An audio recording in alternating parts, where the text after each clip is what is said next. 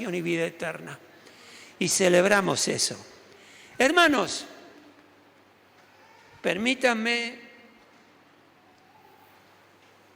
les voy a leer un versículo breve que se encuentra en la palabra de Dios, que se encuentra en San Juan 16:7, que dice, estas son palabras de Jesús, hablándole a los discípulos, pero les digo la verdad, les conviene que me vaya porque si no lo hago, el Consolador no vendrá a ustedes.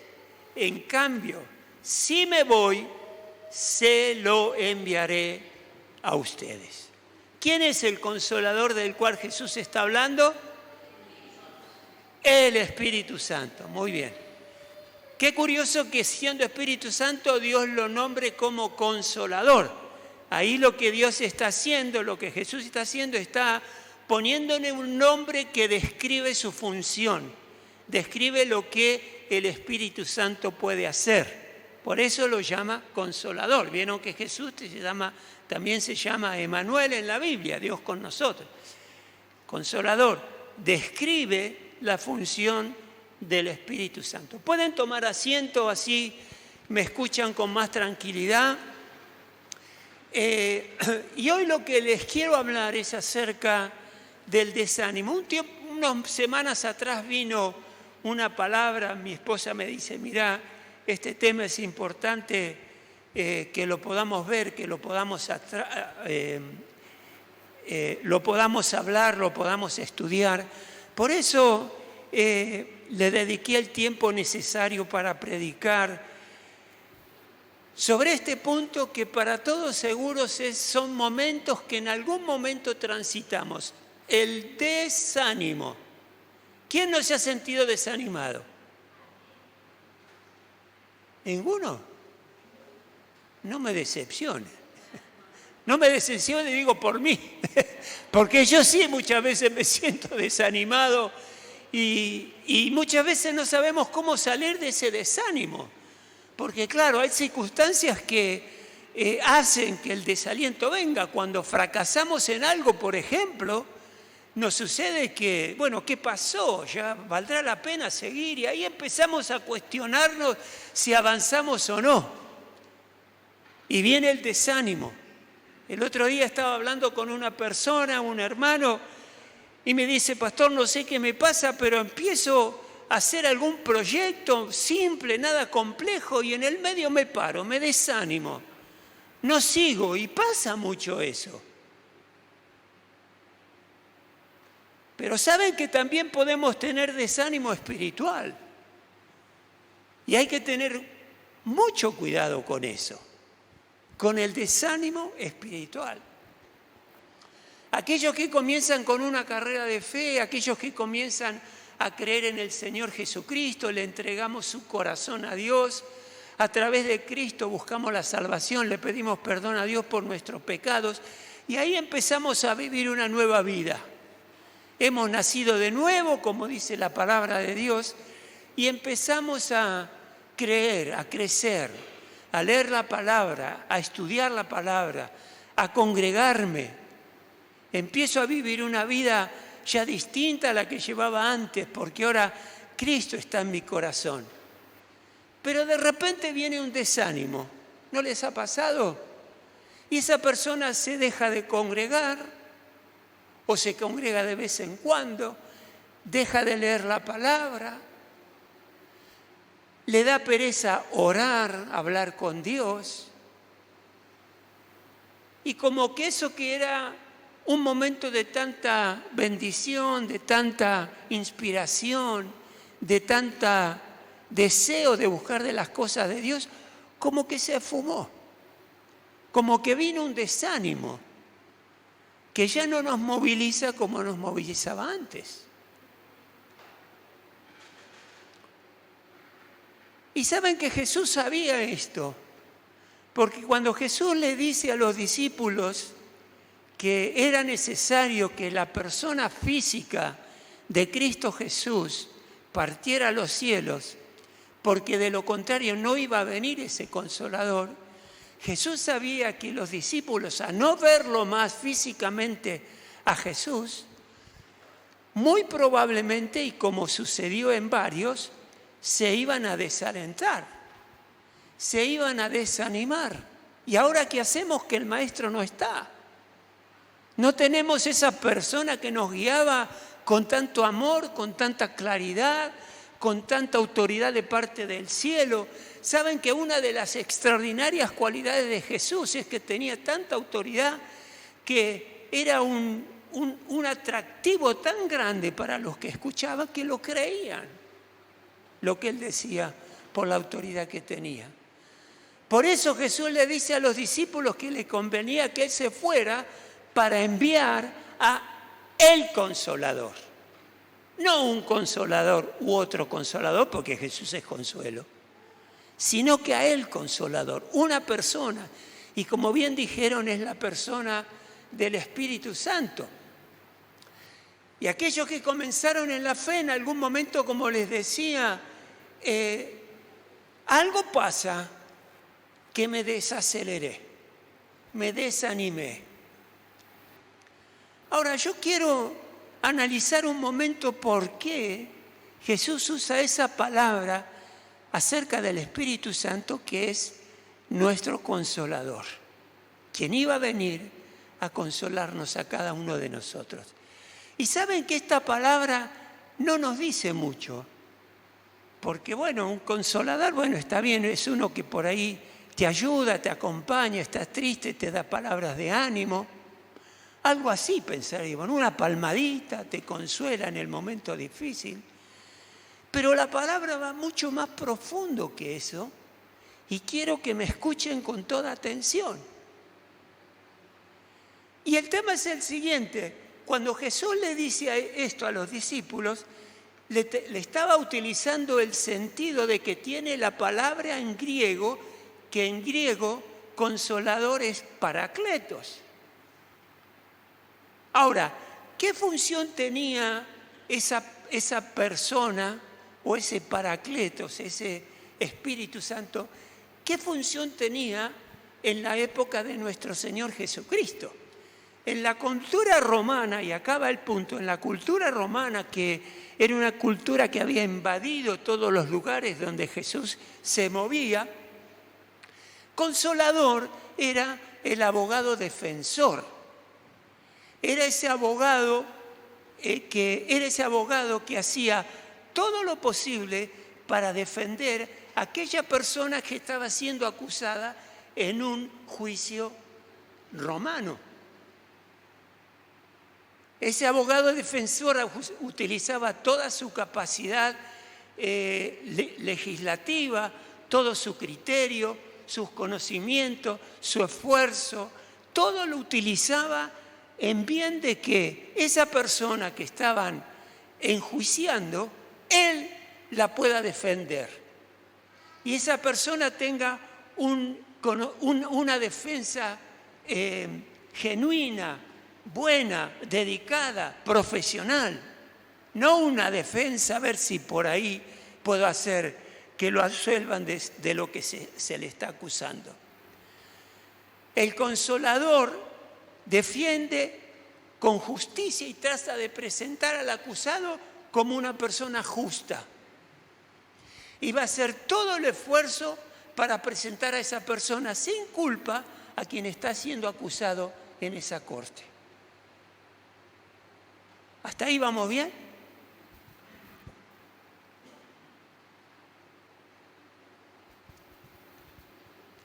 Ahora, fíjense lo interesante. En una corte, el acusado no es el que habla y se defiende.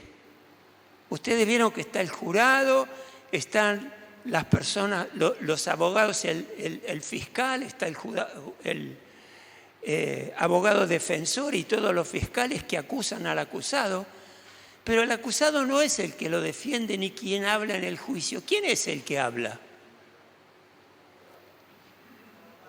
El abogado defensor, el consolador, el paracleto.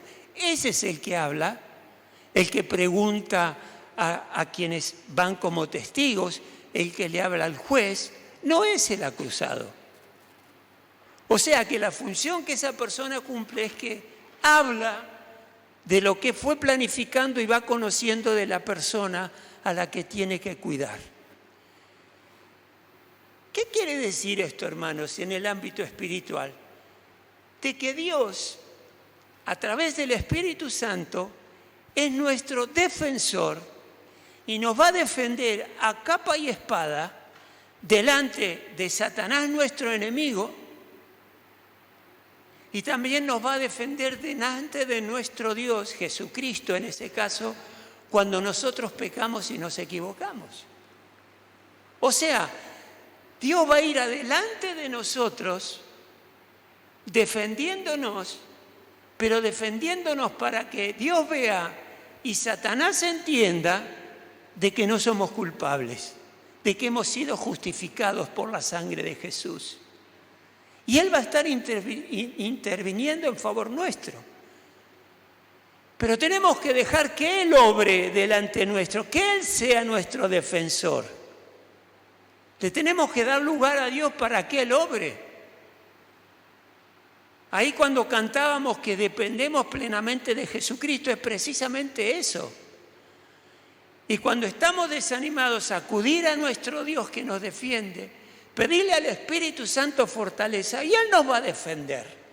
Porque muchas veces Satanás lo que quiere hacer es acusarnos con el desaliento y empezar a retroceder. Como que yo tenía estos planes tan buenos, inclusive ministeriales podrían ser. Y ahora me pasa esto, tengo que sufrir esta prueba, esta situación, esta pérdida. Entonces ahí está el Paracletos, el Espíritu Santo, defendiéndonos.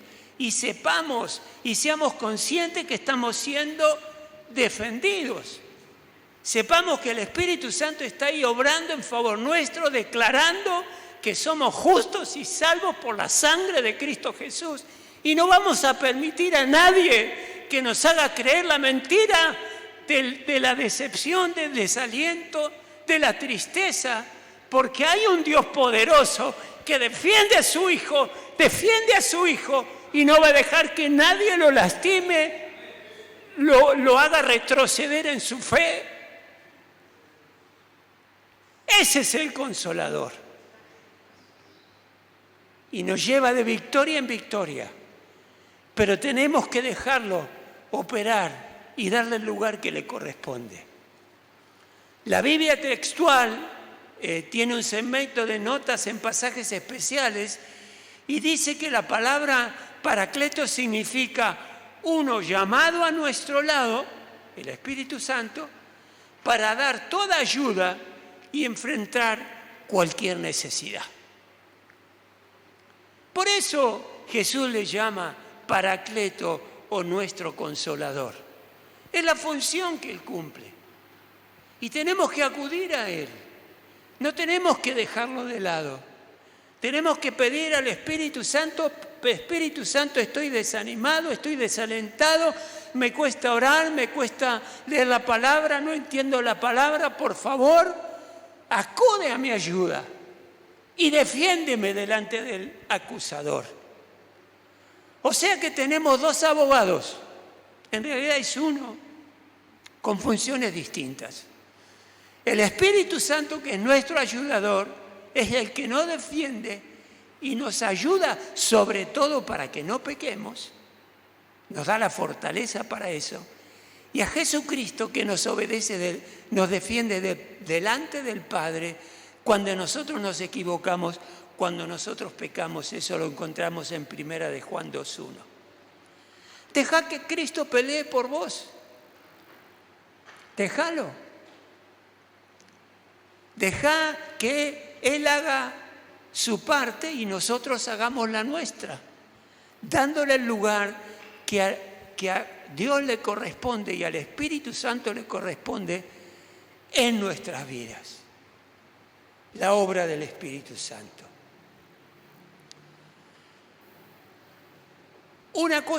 Con una cosa tenemos que estar de acuerdo, y esto que les estoy hablando, hermanos, les sirve y lo pueden aplicar para el desánimo,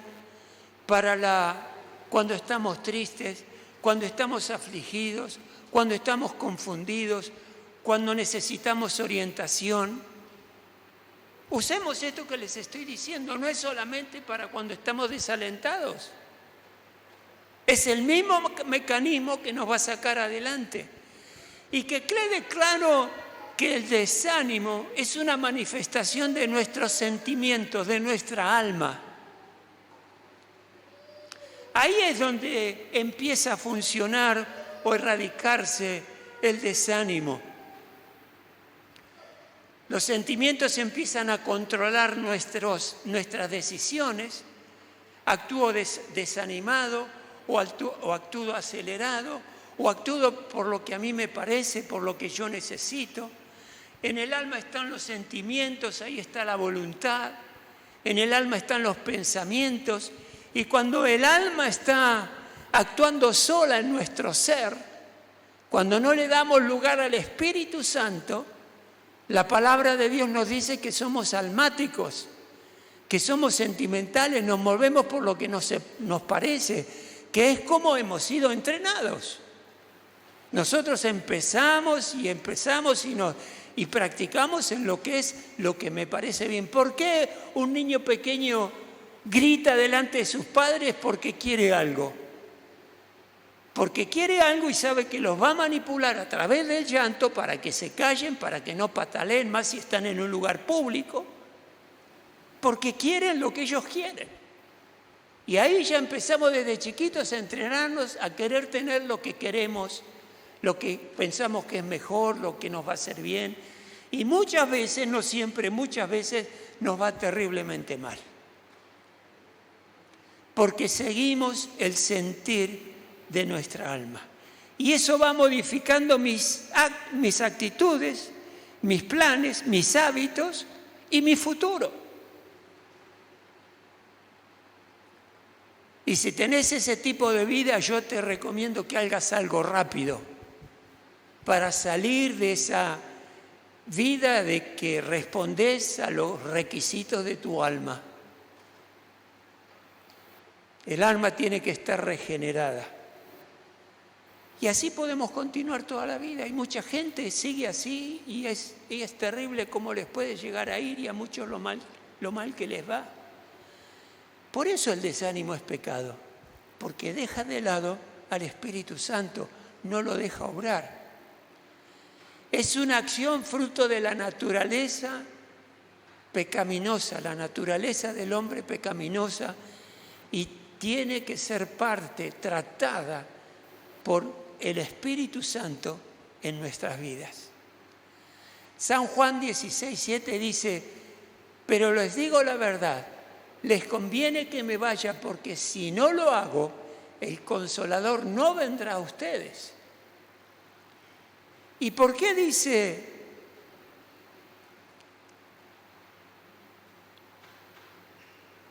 ¿Por qué dice les conviene que me vaya?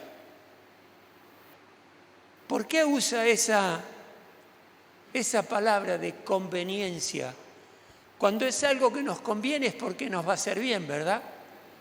Y Jesús sabía, por eso usa esa palabra, les conviene que me vaya, porque va a venir el Espíritu Santo para ayudarnos y como consolador, como abogado defensor, va a estar actuando en favor nuestro. Y ahí vamos a poder salir del desánimo.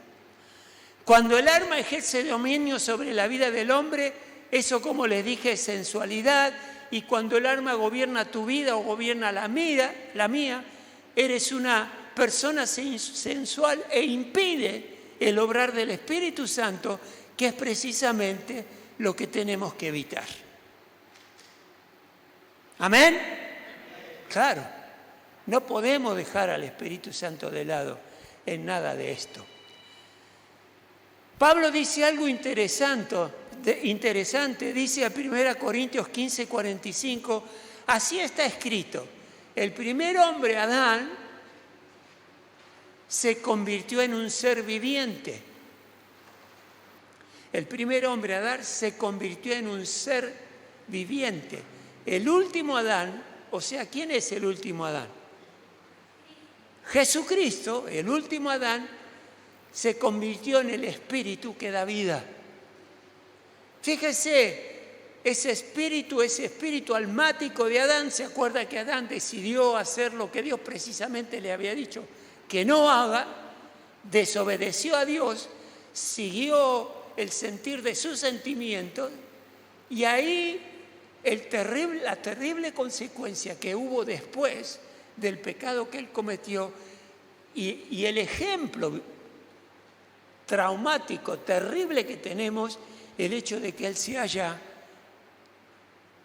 tomado la decisión de desobedecer a nuestro Dios. Y es precisamente lo que tenemos que evitar. Cuando camino gobernado por el alma, camino en el orden del alma. Pero cuando camino, que es el orden de Adán, pero cuando camino en el orden del Espíritu Santo, camino según la voluntad de Dios. Ahí Jesucristo es mi modelo. Mi vida se debe alinear con la palabra de Dios para que no gobierne mi alma y haga lo que mejor me parece, sino que tengo que hacer lo que mejor le parece a Dios. Mis sentimientos están acostumbrados a gobernarme. Es así, ¿no? Si no me descuido, ya ahí viene lo que a Carlos le parece que tiene que hacer. Y así me fue. Siendo creyente, le digo, siendo pastor. Tenemos que cuidarnos en esto y tener bien en claro que toda acción que vamos a tomar la tenemos que llevar a los pies de nuestro Señor Jesucristo. Cuando son las emociones las que gobiernan y determinan tus acciones, no estás en el orden correcto. Fuimos gobernados por el alma por mucho tiempo, pero fuimos comprados por la sangre preciosa de Cristo Jesús cuando vino a morar a nuestras vidas. Y es a Él al quien le tenemos que dar lugar. El desánimo es sensualidad, es un fruto del alma y tenemos que combatirlo con la palabra de Dios. 1 Corintios 6:19 dice, ¿acaso no saben que el cuerpo del templo, acaso no saben que su cuerpo, tu cuerpo y el mío, habiendo conocido a Dios, es templo del Espíritu Santo, quien está en ustedes y al que han recibido de parte de Dios? Ustedes no son sus propios dueños porque ahora le pertenecemos a nuestro Dios. Así que tenemos al Consolador, ese abogado defensor en nosotros y que va a estar actuando todo el tiempo. Si no lo dejamos actuar es porque hemos decidido de voluntad propia no dejarlo actuar. Y saben que el desánimo es contrario a la fe. La fe no se mueve por lo que ve, la fe no se mueve por lo que ve ni por lo que siente. Es así, ¿verdad? Yo a Jesucristo no lo vi muerto en la cruz con mis ojos naturales, lo vi con mis ojos espirituales, porque le creo a la palabra de Dios.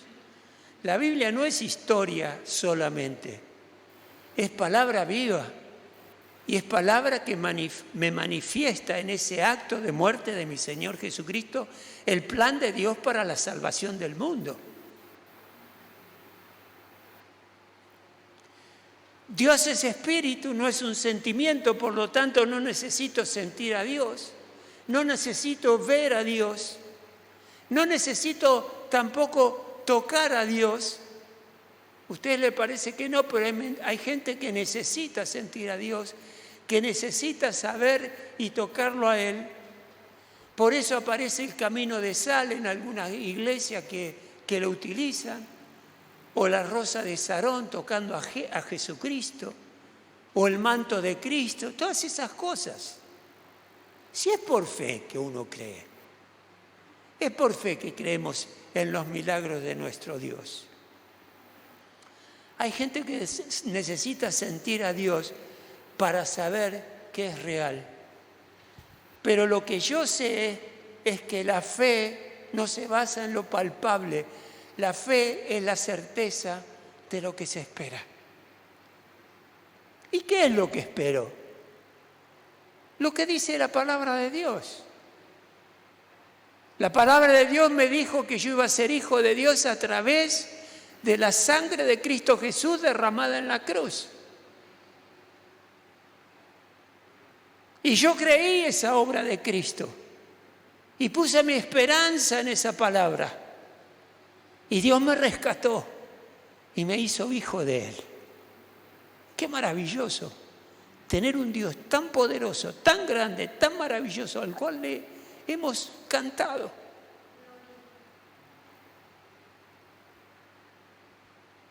Pero también dice que la certeza es lo que se espera y es la palabra de Dios. Y también es la convicción de lo que no se ve. ¿Y cuál es la convicción de lo que no se ve? Es la convicción que yo tengo de que Dios es el creador de todas las cosas, visibles e invisibles. Es el que controla el mundo entero. Es el que tiene control de todas las situaciones del pasado, presente y futuro. Eso es fe de lo que no se ve. Porque Dios es espíritu. Yo no necesito buscar a ver dónde se habrá escondido Dios para poder ver si yo puedo tener un encuentro con Él en cualquier lugar donde estoy, presentándome delante de mi Padre y decirle: Padre, acá estoy. Ayúdame, guíame. La palabra se hizo carne y habitó entre nosotros. ¿Quién fue esa palabra que hizo carne y habitó entre nosotros? La misma persona de Cristo Jesús. Por eso la fe se desarrolla en la palabra de Dios, creyendo a lo que esa palabra dice.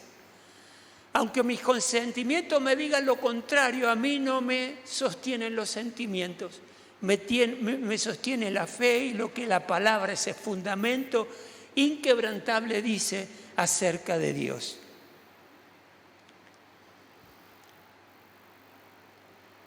Y esa palabra hay que retenerla, hay que escucharla y hay que ponerla por obra.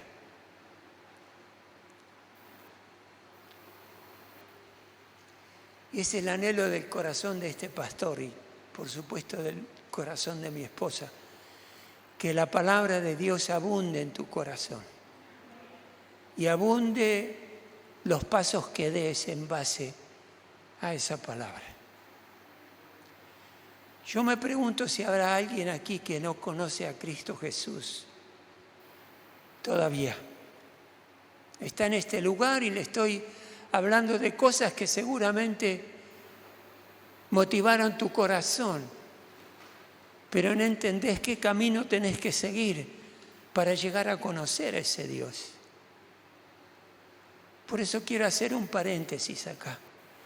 Quiero que salgas de este lugar con el Espíritu Santo en tu corazón. Quiero que entiendas de que hay un Dios que te trajo acá, como nos trajo a cada uno de nosotros, pero que te trajo acá con un propósito. Y es el propósito de darse a conocer, dar a conocer su plan y su persona. Cerra tus ojitos ahí donde estás. Simplemente para que no te distraigas, para que te puedas concentrar.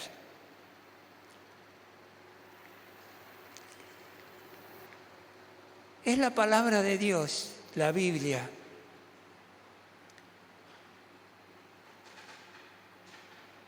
la que me enseñó de que hay un Dios que me ama profundamente. Fue ahí donde me enteré. Yo no entendía y no sabía de que había un Dios amoroso que quería tener la posibilidad de cuidarme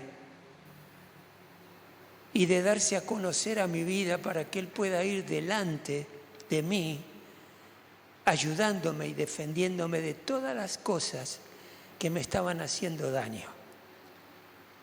Y eso lo aprendí a través de la palabra de Dios. Aprendí del amor de Dios y aprendí que Dios tenía un plan para la humanidad. Porque Dios ve y Él sabe que la humanidad está sufriendo desde el pecado de Adán hasta nuestros tiempos, Y hasta que Cristo venga, Dios sabe y ve que la humanidad está sufriendo terriblemente. Y cada vez sufrimos más. Cada vez la humanidad sufre más.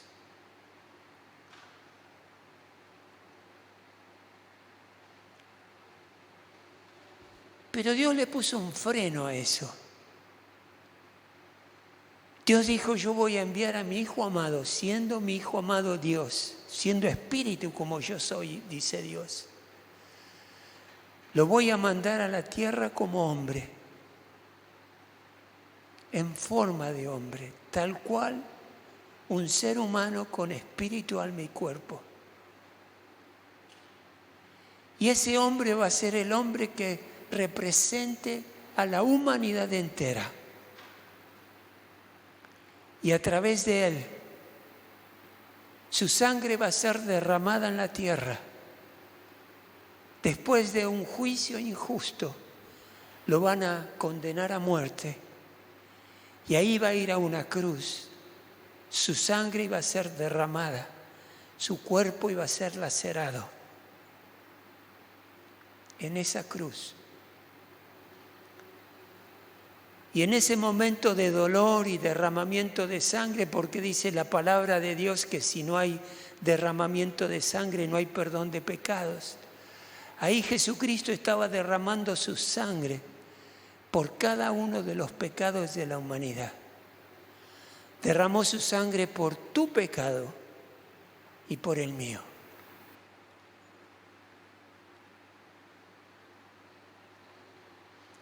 Y dice la palabra de Dios que, muerto Cristo ya, habiendo llevado en su cuerpo de dolor la maldición del pecado, fue sepultado y al tercer día resucitó. ¿Y quién lo hizo resucitar? El poder maravilloso del Espíritu Santo, ese Espíritu que mora en aquellos que hemos creído. Y Jesús resucitó para traerte vida. En esa resurrección anuló la muerte, la deshizo. Para que todo aquel que creyera en esta obra de Jesús muerto en la cruz, de llevar tu pecado y el mío, para el que lo crea por fe, sea salvo y tenga vida eterna. ¡Wow! Algunos piensan que es tan difícil llegar a conocer a Dios, a ser salvos, a poder tener la vida eterna. Tantos distintos rituales extraños, ajenos a la voluntad de Dios hay, buscando conocer a Dios. Y Él hoy viene y te dice, hija, hijo, si crees en el Hijo, Cristo Jesús, el Hijo, mi Hijo, que mandé a la tierra para morir por tus pecados. Yo estando en pecado, estando condenado a la muerte por los pecados que como hombre había cometido en contra mío, en contra de mi familia, yo tendría que haber ido a esa cruz. Pero mientras yo estaba en este proceso de pecado y de condenación, Jesús vino y dijo, un momento, Carlos, apártate de esa cruz. Apártate de ese juicio injusto. Yo voy a tomar tu lugar. Yo voy a ser condenado por vos. Voy a derramar mi sangre para que vos tengas vida y vida eterna y seas perdonado de todo y absolutamente todos tus pecados, pero no perdonado por tu esposa, perdonado por tus amigos, perdonándote a vos mismo, perdonado por tu Creador, perdonado por Dios, para que ahora des un paso de fe, recibas a Cristo en tu corazón y como dice la palabra de Dios, si es verdad, seas hecha en ese momento hija e hijo de Dios. Qué plan fantástico, qué oferta extraordinaria que Dios hace. Claro, pero son cosas difíciles de creer. Yo a Jesús no lo vi morir en la cruz, como dije antes. Alguien me dijo eso y qué sé yo qué hizo Cristo, dónde fue, dónde murió. Yo no lo vi. Y claro. Pero ¿sabés qué pasa? Que está escrito en este libro santo, la Biblia, la palabra de Dios, que por amor a nosotros envió a su Hijo y lo redactó en los Evangelios y en el Antiguo Testamento, diciendo que a través del Hijo de Dios íbamos a tener salvación. Ahí está la respuesta. Por eso, si ahora querés entregarle tu corazón a Cristo y que a partir de ese momento el Espíritu Santo pueda ser ese espíritu defensor de tu vida, de tu actuar, de tu presente y futuro, e inclusive de tu pasado, porque hay perdón de los pecados del pasado. Si querés conocer a ese Jesús maravilloso, yo te invito a que hoy decidas recibir a Cristo en tu corazón.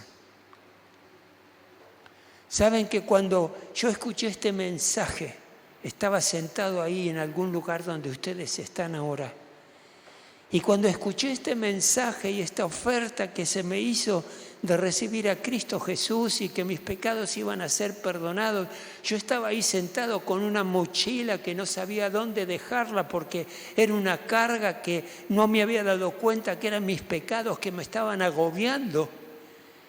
Y escuché esta oferta, mi corazón empezó a latir de una manera extraordinaria. Empezó a golpear interiormente. A algunos le pasa, a otros no. Otros lloran, otros se emocionan, otros dicen, sí, yo quiero eso. Lamentablemente otros lo rechazan. Pero sé que algo está pasando en tu corazón ahora. Por eso te invito a que abras tu corazón. Que el Espíritu Santo muestre la verdadera condición de tu conciencia.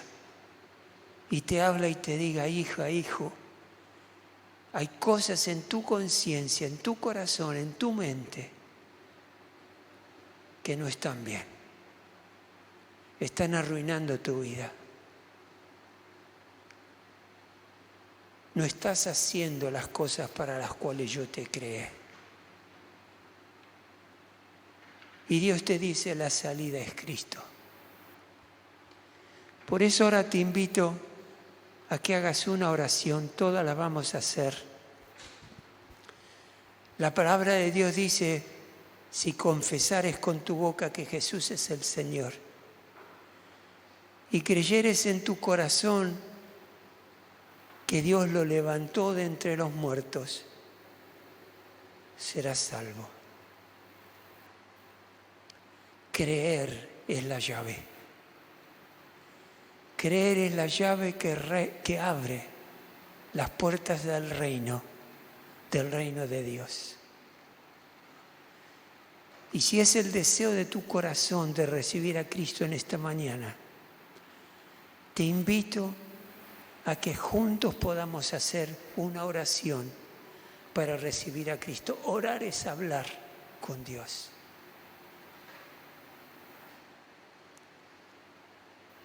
Te invito, iglesia, a que repitas después de mí la siguiente oración. Señor y Padre que estás en el cielo, en el nombre de Jesús, te doy gracias por este mensaje, mensaje de salvación, mensaje de reconciliación contigo, mensaje de perdón. Gracias, Dios. Y quiero confesarte que soy pecador. Sé que soy pecador.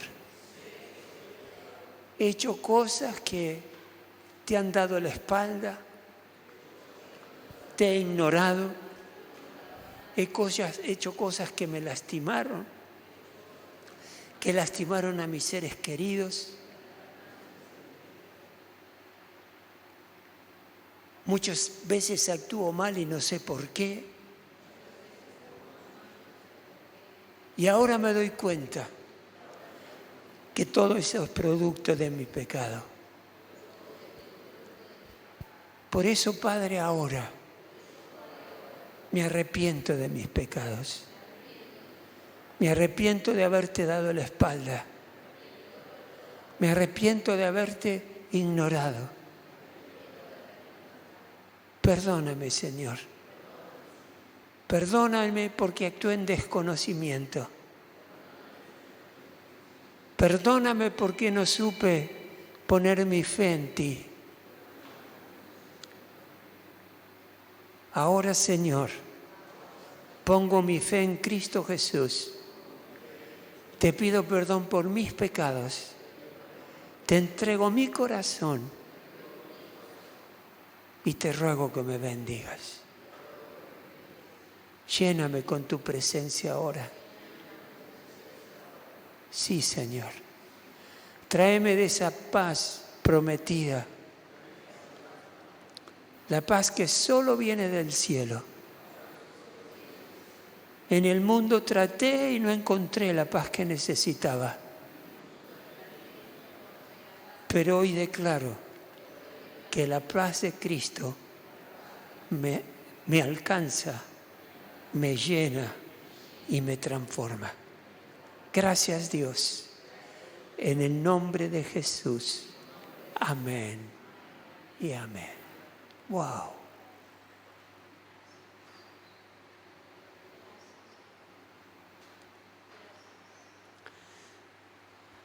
El día que hice esa oración, esta muy parecida,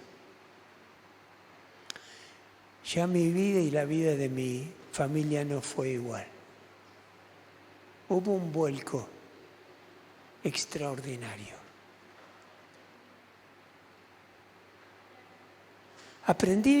Aprendimos lo que era poner a Dios delante de todas nuestras cosas.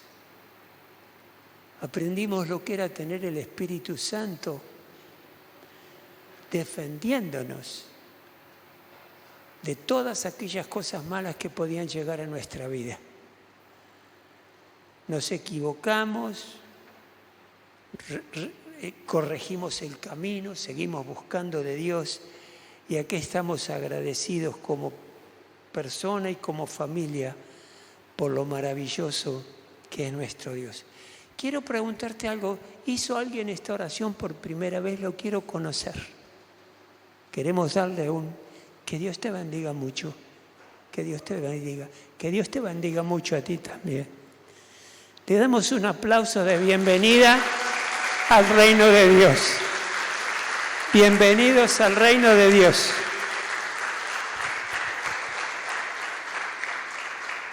Les aseguro que han tomado una decisión extraordinaria, extraordinaria.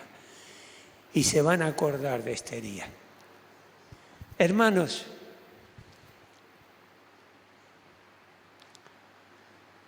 solo les hablé del 20% de lo que preparé.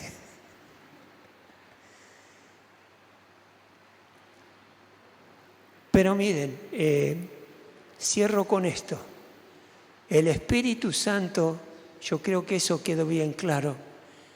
El desánimo es contrario a la fe, por eso tenemos que aplicar nuestra fe y nuestra fe la tenemos que aplicar al utilizar y poner por obra la Biblia para nuestras vidas.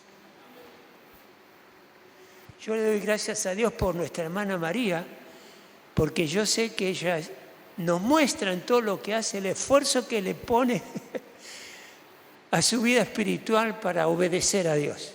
Ella no fue a todos estos lugares porque le pareció hacer turismo. No, nada que ver. Yo sé lo que es obra misionera porque la hemos hecho y hemos hecho obra misionera en barrios urbanos alrededor de acá y sé lo difícil que es. Pero hay una recompensa extraordinaria. Y la recompensa de quienes hicieron esta oración hoy, ¿cuál es? La salvación, la vida eterna. Ahora son hijos e hijas de Dios, tienen un papá en el cielo Es maravilloso, que los va a ayudar en todo y los va a guiar en todo y van a crecer. Y yo ruego que sigan adelante firmes en las cosas del Señor.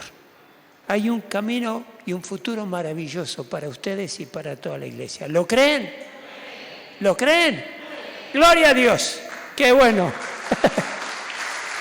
Es extraordinario. Sí, Señor, la honra sea para ti. Hermanos, corto acá. El domingo que viene,